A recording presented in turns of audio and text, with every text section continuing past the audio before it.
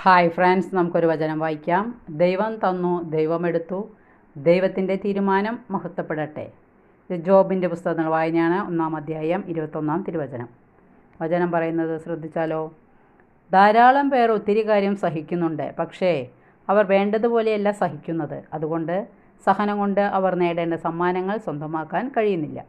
ആത്മീയ വളർച്ചയും നടക്കുന്നില്ല. ആവലാതി പറഞ്ഞാണ് അവർ സഹിക്കുന്നത്.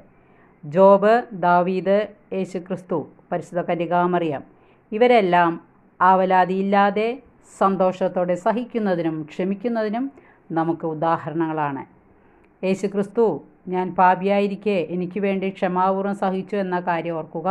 അതുകൊണ്ട് യേശുക്രിസ്തുവിനെ പ്രതി ഞാനും തെറ്റ് ചെയ്തവരോട് ക്ഷമിക്കും. ഈ ക്ലേശങ്ങളെ ശാന്തമായി ഞാൻ നേരിടും എന്ന രീതിയിൽ ചിന്തിക്കുക. അങ്ങയുടെ തിരുനാമത്തെ പ്രതി ക്ലേശങ്ങൾ സഹിക്കാനുള്ള കൃപ തരണമെന്ന് നമുക്ക് പ്രാർത്ഥിക്കാം. ഓക്കെ.